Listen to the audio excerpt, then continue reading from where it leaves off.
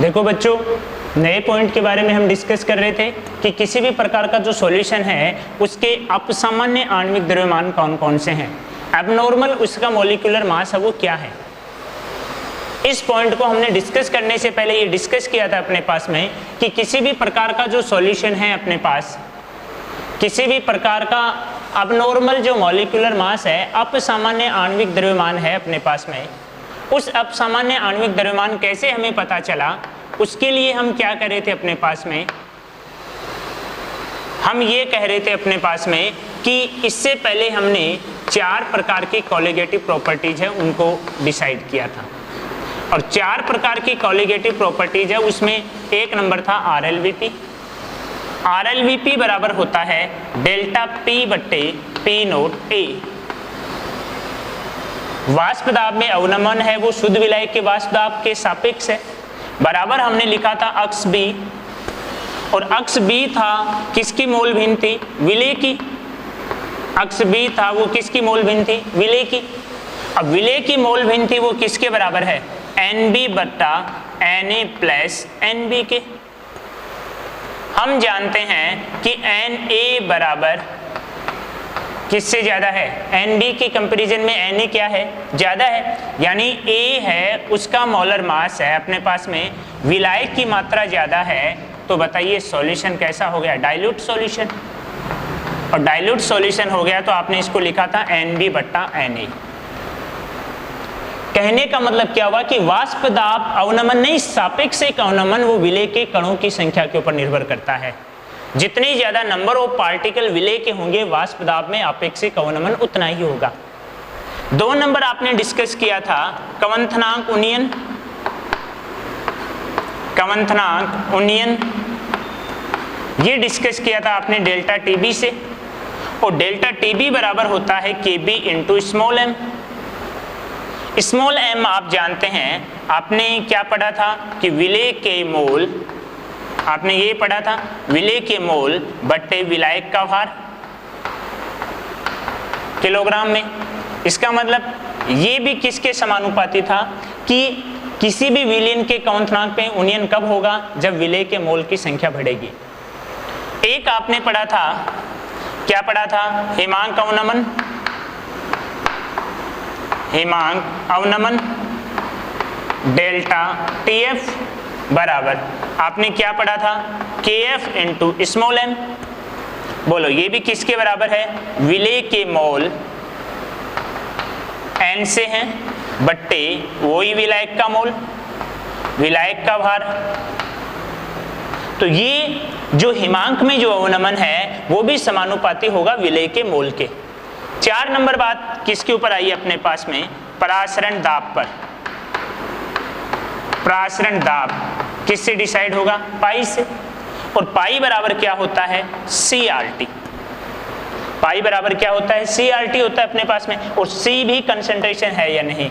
इसका मतलब ये चारों की चारों कॉलिगेटिव प्रॉपर्टीज है, ये number of particles of solute पर डिपेंड करती है, यानी ये विलेय के कणों की संख्या के ऊपर डिपेंड करती हैं। लेकिन ऐसा कब होता है, 2 कंडीशन होती हैं। पहली बात कि सॉल्यूशन है वो डाइल्यूट हो, नंबर 1 बात। नंबर 2 बात, विलयन में विलेय के कणों का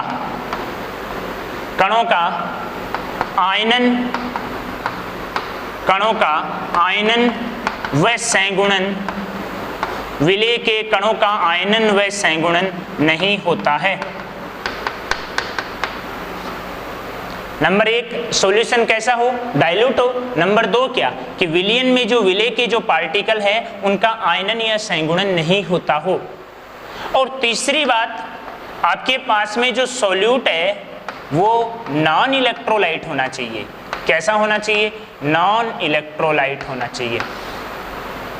अन्य वैद्युत अपघट्य जैसे यूरिया हो गया, ग्लूकोज हो गया, सुक्रोज हो गया आदि, जिसके कारण क्या होगा कि आपके पास में जो कैलकुलेटेड जो कॉलिगेटिव प्रॉपर्टीज हैं वो ऑब्जेक्टिव या जो आपने ऑब्जर्व्ड कॉलिगेटिव प्रॉपर्टीज है उनके इक्वल होगी।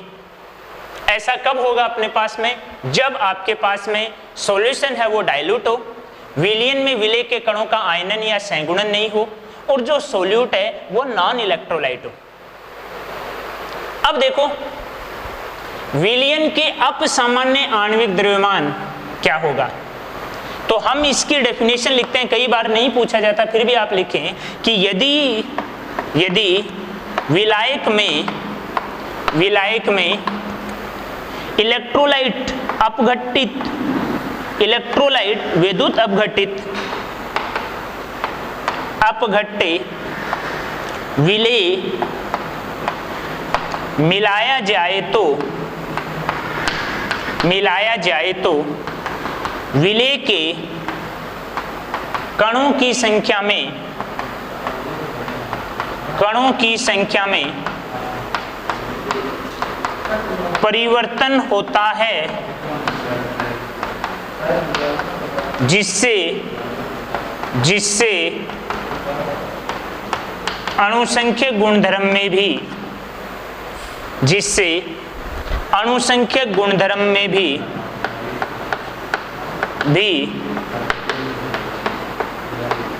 परिवर्तन हो जाता है, जिसके कारण विलेय का अणुभार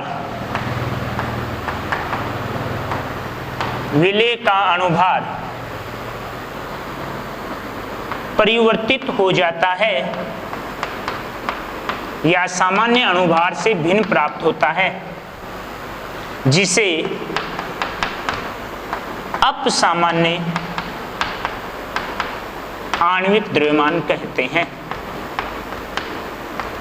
ये अपना पॉइंट था। हमने क्या कहा था कि ये 4 प्रकार की कोलिगेटिव प्रॉपर्टीज थी। इन चारों प्रकार की कोलिगेटिव प्रॉपर्टीज है, इन चारों प्रकार की कोलिगेटिव प्रॉपर्टीज में आपने देखा कि यदि सॉल्यूशन डाइल्यूट लिया जाए और विलेय के जो पार्टिकल उनका डिसोसिएशन या एसोसिएशन नहीं हो, और जो सोल्यूट है वो नॉन इलेक्ट्रोलाइट लिए जाएं, तो थ्योरेटिकल कोलिगेटिव प्रॉपर्टीज और ऑब्जर्व्ड कोलिगेटिव प्रॉपर्टीज इक्वल होंगी, कोई चेंज नहीं आएगा। यानी कि विलेय के कण है उनका थ्योरेटिकल कोलिगेटिव प्रॉपर्टीज, मान लो उसका ReLVp 3 एटमॉस्फेयर है, तो उसको घोलने के पश्चात भी उसका ReLVp 3 एटमॉस्फेयर ही आएगा, उन दोनों में कोई चेंज नहीं आएगा। लेकिन जब आपने इलेक्ट्रोलाइट्स ले लिया सोल्यूट, तो उसमें चेंज आ जाएगा, और इस प्रकार जो आणविक द्रव्यमान प्राप्त होंगे वो अब नॉर्मल या अपसामान्य प्राप्त होंगे। तो मैंने क्या कहा, इसी बात को हम आगे देखते हैं कि इस चीज को हम कैसे क्लियर करें। उतार लिया होगा आपने। इसके लिए हम क्या करें, जैसे फॉर एग्जाम्पल, इसी के नीचे आप लिखेंगे कंटिन्यू, फॉर एग्जाम्पल देखो, मैं इसी को एग्जाम्पल के रूप में बताता हूं। मान लो मैं कह दूं कि मेरे पास NaCl है। अब NaCl है, ये आयनों में डिसोसिएट हुआ, मान लो ये 100% डिसोसिएट हो गया, तो ये टूटा Na+ और Cl- के रूप में। ये NaCl जब Na+ और Cl- में डिसोसिएट हुआ, ये सोडियम आयन और क्लोराइड आयन में जब डिसोसिएट हुआ, तो हम क्या कह सकते हैं कि इनिशियल में तो इनके मोल था 1। अब यदि ये डिसोसिएट नहीं होता तो इस 1 मोल के अनुसार मान लो इसका वेपर प्रेशर आता, वो आता 2 एटमॉस्फेयर। तो ये तो हो गई इसकी कैलकुलेटेड, ये सोच रहे थे कैलकुलेटेड या थ्योरेटिकल वेपर प्रेशर। और आपने क्या किया कि ये इलेक्ट्रोनाइट निकला, ये टूटने वाला निकला, और जैसे ही टूटा तो ये 1 + 1 2 मोल बन गए। हम तो सोच रहे थे 1 ही मोल रहेगा, लेकिन ये डिसोसिएट कितने मोल में हो गया, 2 मोल में हो गया। और यदि ये 2 मोल में हो गया अपने पास में, तो अब जो ऑब्जर्व किया आपने, अब जो आपने ऑब्जर्व्ड वेपर प्रेशर ज्ञात किया, वो निकल के आ गया 4 एटमॉस्फेयर। इसका मतलब क्या हुआ, इसका मतलब ये हुआ कि ऑब्जर्व्ड कोलिगेटिव प्रॉपर्टीज और थ्योरेटिकल कोलिगेटिव प्रॉपर्टीज हैं वो आपस में इक्वल नहीं है, वो आपस में इक्वल नहीं है। ऑब्जर्व्ड कोलिगेटिव प्रॉपर्टीज और थ्योरेटिकल कोलिगेटिव प्रॉपर्टीज हैं वो आपस में इक्वल नहीं है। तो बताओ इन दोनों में जो डिफरेंस हो रहा है या तो बढ़ रहा है या कम हो रहा है, तो उस डिफरेंस को हम कैसे कैलकुलेटेड करें, उसको हम कैसे बताएं। तो उसको बताने के लिए हम एक फैक्टर की चर्चा करेंगे यहां पर, और उस फैक्टर को कहते हैं वांट हाफ गुणांक। उसे कहते हैं वांट हाफ गुणांक, इसे बोलते हैं WANT, वांट हाफ फैक्टर, जिसे हम डिनोट करते हैं I से। ये क्या होता है, इसको कैसे डिसोशिएट किया गया कि भाई ऑब्जर्व्ड कोलिगेटिव प्रॉपर्टीज है वो तो आई आयनित या संगुणित होने के पश्चात, थ्योरेटिकल कोलिगेटिव प्रॉपर्टीज आई उससे पहले। इन दोनों का जो रेशियो निकल के आया हमने उसको वांट हाफ गुणांक मान लिया। तो मैं इसको एक फॉर्मूले से कैलकुलेट कर सकता हूं। क्या कह सकता हूं कि I बराबर क्या लिख सकता हूं, विलेय या आयनन या संगुणन के पश्चात, आयनन या संगुणन के पश्चात विलेय के कणों की संख्या, आयनन या संगुणन के पश्चात विलेय के कणों की संख्या, और बट्टे, ये तो हो गई ऑब्जर्व्ड, बट्टे थ्योरेटिकल आयनन या संगुणन से पहले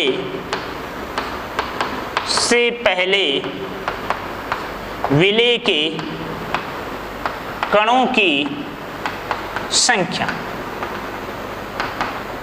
तो ये तो आ गई ऑब्जर्व्ड कोलिगेटिव प्रॉपर्टीज और ये आ गई थ्योरेटिकल।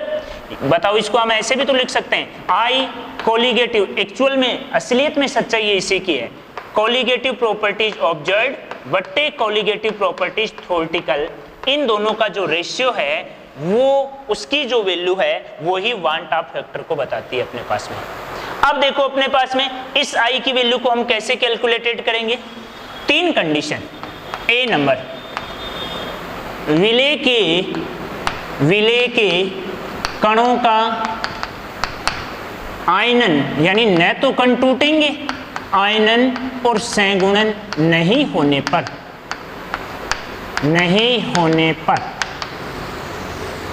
यानी ना तो वो टूट रहे हैं और ना वो एसोसिएट हो रहे हैं, ना टूट रहे हैं ना जुड़ रहे हैं। इसका मतलब आपके पास में जो सोल्यूट है वो नॉन इलेक्ट्रोलाइट है। सोल्यूट कैसा है, नॉन इलेक्ट्रोलाइट है। मान लो कह दूं मैं कि ये A है और इससे आपके पास में A ही बन रहा है, इसके भी 1 मोल है। इनिशियल में जब इसका 1 मोल था तो इसका 0 मोल था, जब इक्विलिब्रियम कंडीशन पे इसका 1 मोल कम हो गया तो इसका कितना बन गया अपने पास में, 1 बन गया। इसमें से जितनी कमी हुई उतनी ये बन गई अपने पास में। तो हम इसके लिए क्या कह सकते हैं कि I की वैल्यू जब 1 आई, जब आयनन और संगुणन के पश्चात होने वाले विलेय के कणों की संख्या और आयनन व संगुणन से पहले होने वाले विलेय के कणों की संख्या जब आपस में इक्वल आए तो उस समय न तो विलेय का आयनन होगा न संगुणन होगा। उस कंडीशन में I की वैल्यू होगी 1। अब I की वैल्यू 3 प्रकार की हो सकती है, या तो I की वैल्यू 1 होगी, या I की वैल्यू 1 से कम होगी, या I की वैल्यू 1 से क्या होगी, ज्यादा होगी। बी नंबर कंडीशन, विलेय के कणों का आयनन होने पर ये आप कैसे बता सकते हो। मान लो आपने एग्जाम्पल ले लिया, जैसे NaCl ले लिया, पूरा का पूरा तो नहीं टूटेगा। ये मान लो आपने कह दिया कि Na+ और Cl- में डिसोशिएट हो गया। शुरुआत में इसका 1 मोल था इनिशियल में, लेकिन जब टूटने के पश्चात 1 और 1 कितने मोल बन गए, 2।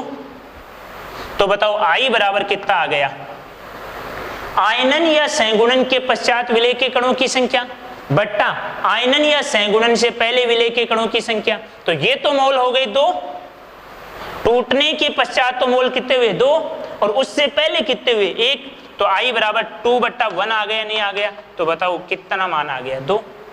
इसका मतलब आयनन होने पे हमेशा वैल्यू 1 से ज्यादा आएगी या नहीं आएगी, तो I अपने पास में ये I है और इसकी वैल्यू हमेशा 1 से क्या आएगी, ज्यादा आएगी। और एग्जाम्पल दे इसके लिए, 2 नंबर एग्जाम्पल की बात करें हम, मान लो मैंने ले लिया मैग्नीशियम क्लोराइड, डिसोशिएट हुआ, एक तो बनाया Mg+2 और 2 बने Cl- आयन। तो बताओ यहां पर कितने मॉलिक्यूल हैं, 1, यहां पर कितने मॉलिक्यूल हैं, 1, और यहां पर कितने मॉलिक्यूल हैं, 2।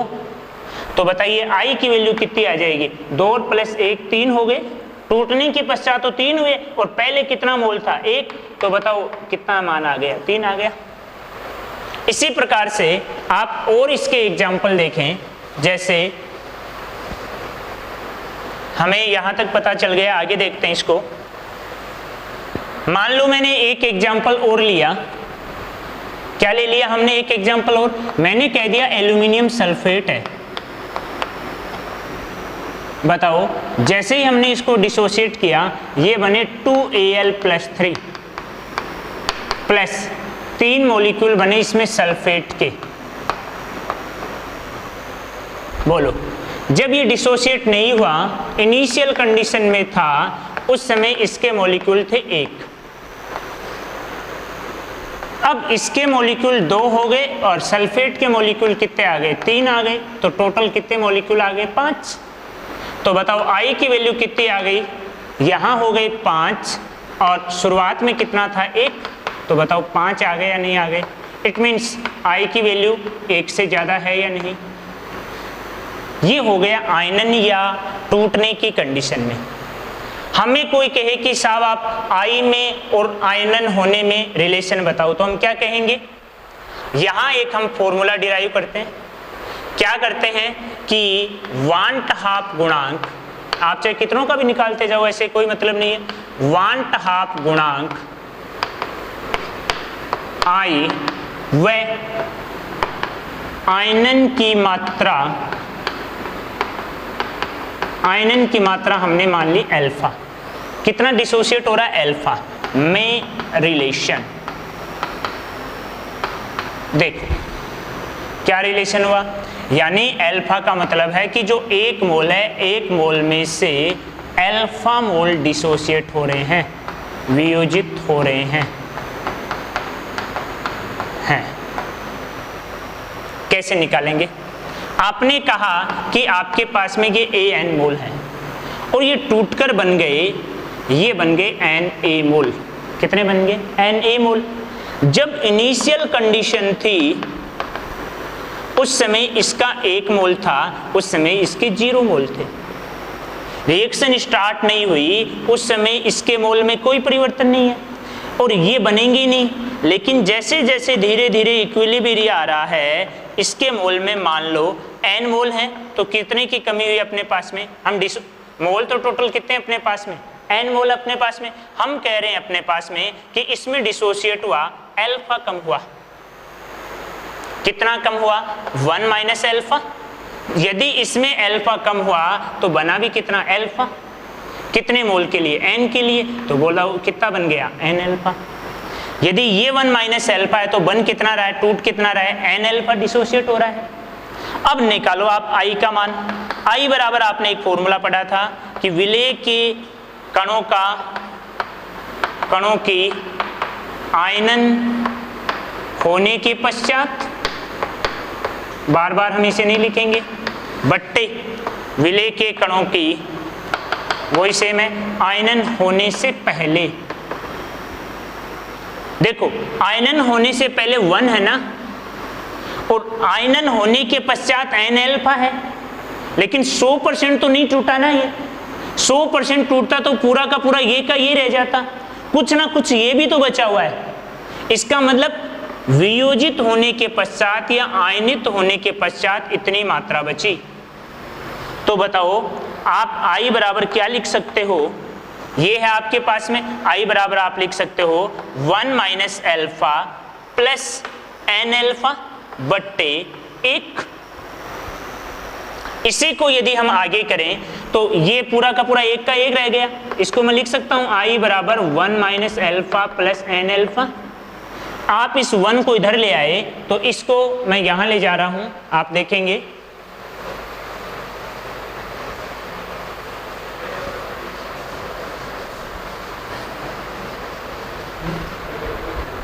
I बराबर हमारे पास यहाँ ये आ रहा है 1 माइनस एल्फा प्लस ये क्या आ रहा है एन एल्फा।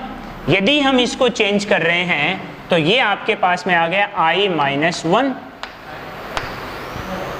यहाँ क्या बच गया, ये प्लस का था उधर बच गया, बराबर माइनस का एल्फा प्लस एन एल्फा, ये बच गया। देखो इसको आप आगे सोल्व करो, I माइनस 1 बराबर इनमें से कॉमन क्या आ गया एल्फा, यहाँ क्या बच गया n, यहाँ बच गया माइनस 1, n माइनस 1। तो बताओ फॉर्मूला, एक नया फॉर्मूला बता सकते हैं, आयनन की मात्रा बराबर क्या होगा, आयनन की मात्रा बराबर होगा I माइनस 1 बट्टे ये क्या आ जाएगा n माइनस 1। ये इस प्रकार से आप अल्फा का मान निकाल सकते हो, इस प्रकार से इस समीकरण की सहायता से, जहां n तो है कणों की संख्या, n तो क्या है कणों की संख्या, और I क्या है वांटहाप गुणांक, वांटहाप गुणांक, और अल्फा क्या है विलेय के कणों की आयनन की मात्रा। ये हो गया। अब देखो, अब ये तो संबंध हो गया।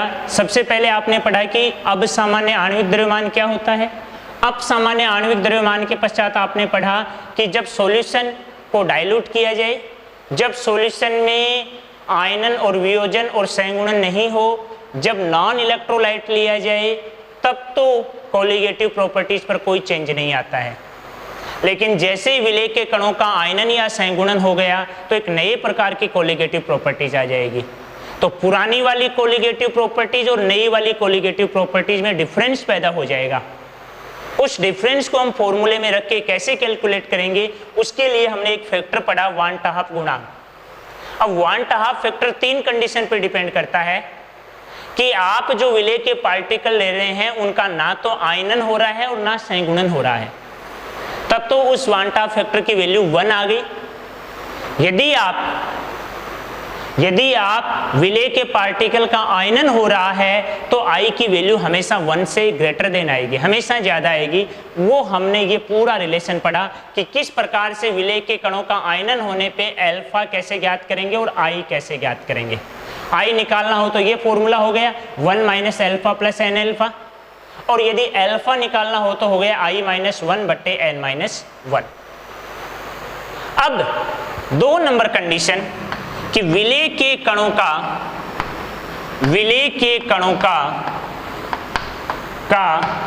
संगुणन होने पर, विलेय के कणों का संगुणन होने पर, यहां पहले डिसोसिएशन था, अब इनका संगुणन होने पर, वहां था कि 1 मोल में से कितने मोल वियोजित हो रहे हैं, अब है कि 1 मोल से कितने मोल एसोसिएट हो रहे हैं, जुड़ रहे हैं आपस में। एग्जाम्पल जैसे मैं बात करूं, इसका एक एग्जाम्पल बात करूं कि यहां आपके पास में 2 CH3COOH के मॉलिक्यूल थे। एसिटिक अम्ल का नाम सुना होगा आपने।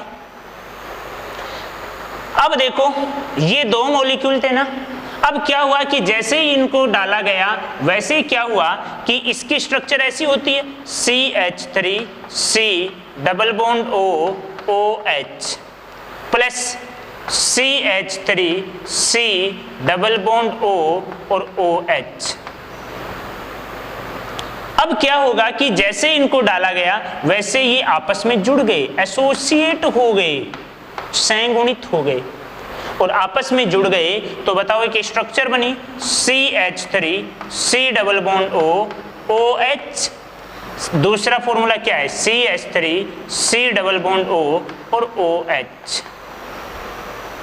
तो बताइए यदि ये आपस में जुड़ गए तो ये किस प्रकार से जुड़े अपने पास में, ये यहां देखो इनमें एक यहां स्पेसिफिक प्रकार का बॉन्ड पैदा हो गया। और इस स्पेसिफिक प्रकार के बॉन्ड को हमने कहा हाइड्रोजन बॉन्ड। तो बताइए, दो कणों के द्वारा, यहां पर इसके 2 मोल थे और 2 मोल आपस में रिएक्ट करके कितने मोल का फॉर्मेशन कर रहे हैं? 1 का। इसका मतलब क्या हो गया कि ये जो पार्टिकल है ये आपस में संगुणित होकर 2 मोल से 1 मोल बना रहे हैं। तो बताइए क्या हो गया कि आयनित या संगुणित होने के पश्चात कणों की संख्या बट्टा पहले। तो बताओ ये कितना आ गया? हम इसका फॉर्मूला निकालें तो I बराबर संगुणित होने के पश्चात क्या लिखेंगे? संगुणित होने के पश्चात विलेय के कणों की संख्या,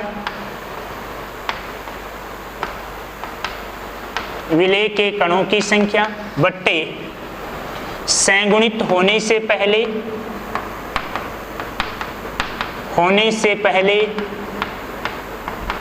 कणों की संख्या। बोलो कितना आ गया? I बराबर, बाद में कितने हैं? 1 और पहले कितने थे? 2 मोल, तो 1/2। तो I की वैल्यू 0.5 आ गई या नहीं आ गई? तो बताइए यहां I की वैल्यू वो 1 से क्या हो गई? कम हो गई। अपने पास में 3 कंडीशन थी अपने पास में। देखो एक कंडीशन ये लिखी थी हमने जहां पर I की वैल्यू 1 से ज्यादा थी और यहाँ I की वैल्यू है वो 1 से कम होगी अपने पास में। अब देखो नॉर्मली मैंने ये बता दिया, जैसे इसमें रिलेशन निकलता है अल्फा और I के लिए, वैसे इसमें भी रिलेशन निकलता है। बात करते हैं। कितना टाइम हुआ सर? देखना 27 मिनट। देखो इसी पॉइंट को हम यहीं क्लियर कर लेते हैं।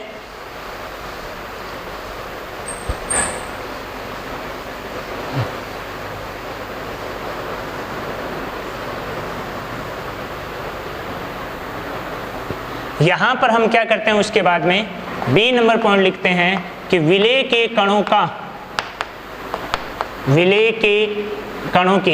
के वांट हाफ गुणांक, या हम इसको लिखते हैं वांट हाफ गुणांक I व संगुणन की मात्रा को भी हमने क्या मान लिया? अल्फा में रिलेशन। उसी के अकॉर्डिंग इसका भी निकल जाएगा। क्या आएगा? देखो आपने ये A ले लिए, ये अलग अलग थे अपने पास में। अब ये क्या हो गया? देखो ये अलग अलग थे ना अपने पास में और ये जुड़कर एक हो गए। तो आप इसको क्या कह सकते हैं कि ये मॉलिक्यूल आपस में जुड़कर AN हो गए। मान लो जब इनिशियल कंडीशन थी तो इसका 1 मोल था, तो इसका कितना था? 0। जब इक्विलिब्रियम आई तो इसमें से कमी हुई अल्फा की। तो बताओ ये अल्फा टूटेंगे तो नहीं ना अपने पास में? ऐसा तो नहीं आएगा कि भाई n अल्फा बन गए, ये तो जुड़ेंगे। तो आप इसके लिए क्या लिख सकते हैं? अल्फा बट्टे n। अब वही बात आ गई अपने पास में कि I की वैल्यू क्या आएगी? संगुणन के पश्चात इतने तो जुड़ रहे हैं और इसमें भी कुछ ना कुछ मौजूद है। ये तो हो गए संगुणन के पश्चात और ये हो गए संगुणन से पहले। तो संगुणन के पश्चात और संगुणन के पश्चात, तो I का आपने फॉर्मूला लिखा, संगुणन के पश्चात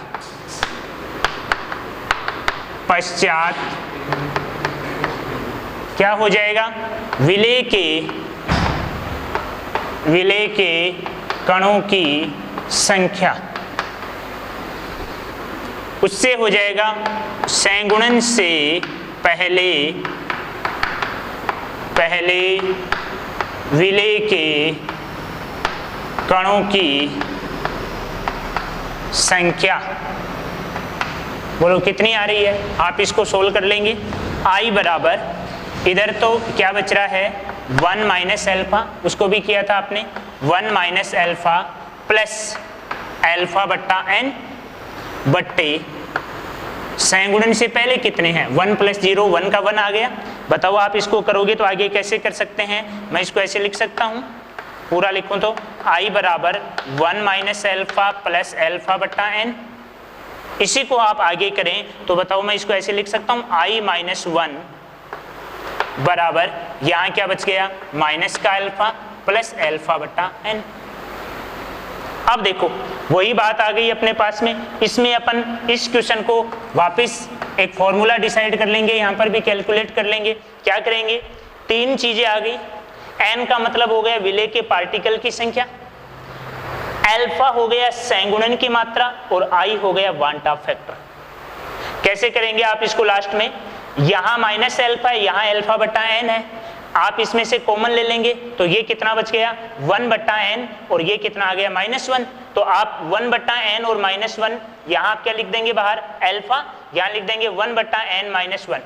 फिर n को लेकर इसको वापस सोल्व कर लेंगे तो अपने पास जो फॉर्मूला यहाँ डिराइव हो जाएगा वो आ जाएगा संगुणन विलेय के वांट हाफ गुणांक व संगुणन की मात्रा अल्फा में समान। इस प्रकार से हमने 3 पॉइंट के बारे में डिस्कस किया है आज कि आपके पास में यदि विलेय के कणों आयनन और संगुणन नहीं हो, दूसरी बात सॉल्यूशन डाइल्यूट हो, और नॉन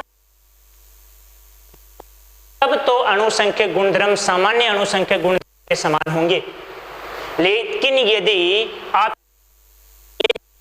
इलेक्ट्रोलाइट हो, वो आयनों में टूट रहा हो, तो उसके वास्तविक अणुसंख्यक गुणधर्म और थ्योरेटिकल अणुसंख्यक गुणधर्म एक जैसे नहीं होंगे, उनमें डिफरेंस आएगा। उस डिफरेंस को बताने के लिए एक फैक्टर यूज में लिया गया जिसे वांट ऑफ फैक्टर कहते हैं। और वो वांट ऑफ फैक्टर हमें ये बताता है कि यदि पार्टिकल अपने आयनों में टूटेगा तो हम कैसे रिलेशन दर्शाएंगे, यदि वो पार्टिकल आपस में जुड़ेंगे तो आप उसका कैसे रिलेशन दर्शाएंगे। इसी के साथ मैट्रिक्स का पूरा मैटर अपना कंप्लीट हो गया है। हम चाहेंगे इसके 2-3 न्यूमेरिकल है वो लास्ट में करवा दिए जाएंगे, उसी के साथ इसके विभिन्न प्रकार के क्वेश्चन बता दिए जाएंगे। इसके साथ ही हम हमारा नेक्स्ट चैप्टर स्टार्ट करेंगे। आप इस चैप्टर को पढ़िए अच्छे तरीके से। कोई भी प्रकार की यदि चैप्टर से संबंधित आपकी कोई क्वेरीज है तो आप कमेंट बॉक्स में अपनी क्वेरीज है वो डाल सकते हैं। Thank you everyone.